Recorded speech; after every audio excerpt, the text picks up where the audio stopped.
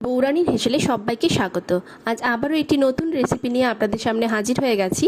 আজ আমি বানিয়ে দেখাবো লাউ আর শিম দিয়ে মুগের ডাল। চলুন দেখে নেওয়া যাক আমি কি পদ্ধতিতে এটাকে বানাচ্ছি।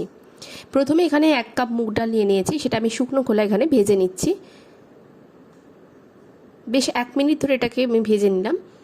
দেখুন লালচে রং হয়ে এসেছে। এবার এটাকে আমি তুলে নেব। এবার এটাকে সেদ্ধ করার জন্য আমি প্রেসার কুকারের মধ্যে দিয়ে দিচ্ছি, আর দিয়ে দিচ্ছি পরিমাণ মতো জল। এবার লিডটাকে লাগিয়ে এটাকে আমি একটা মতন হুইসেল দিয়ে নেব।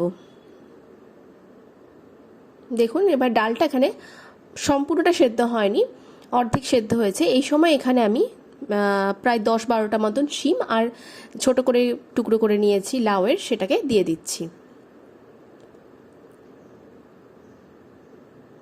আবারও ঢাকনা দিয়ে দেব, আর এই সম্পূর্ণটাকে আমি সেদ্ধ করে নেব। আর পরিমাণ মতো জলও দিয়ে দিচ্ছি।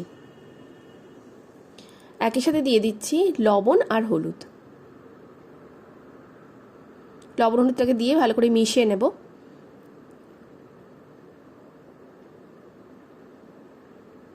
মেশানো হয়ে গেছে। এবার আবারও ঢাকনাটাকে দিয়ে এটাকে সেদ্ধ করে নেওয়ার জন্য আর একটা হুইসেল দিয়ে নেব। ততক্ষণে এটাকে আমি একটা ফোড়ন হিসেবে এখানে কড়াইয়ে সর্ষের তেল দিয়ে দিয়েছি, খুব সামান্য পরিমাণে সর্ষের তেল দিয়েছি। আর ফোড়ন দিয়ে দিচ্ছি 2 তেজপাতা আর একটা শুকনো লঙ্কা।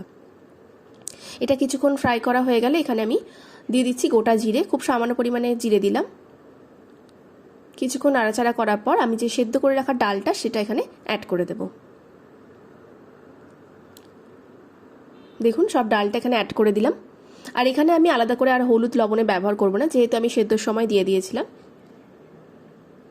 তাই আমি আবার টেস্ট করে নিয়েছি, লবণ আর লাগবে না। এবার এখানে আমি কয়েক মুঠো এখানে মটরশুঁটি ছিল সেটাকে দিয়ে দিলাম, আর দিয়ে দিলাম 3টে কাঁচা লঙ্কা। মটরশুঁটিটা আপনারা আপনাদের ইচ্ছা অনুযায়ী দিতে পারেন। ডাল ফুটে এসেছে, একদম নামানোর আগে এটাকে আমি ঘি দিয়ে নামিয়ে নিচ্ছি। আর এটাকে আমি গরম ভাতের সাথে পরিবেশন করব। খুবই ভালো লাগে খেতে, আর খুব সহজে তৈরি হয়ে যায়। এই গরমকালের জন্য এটা খুব সহজ পাচ্ছ। আপনারাও বাড়িতে এইভাবে ট্রাই করবেন, আর আমাকে জানাবেন আজকের রেসিপি কেমন লাগলো। ভালো লাগলে অবশ্যই লাইক, কমেন্ট, শেয়ার আর সাবস্ক্রাইব করবেন, পাশে থাকবেন। ধন্যবাদ।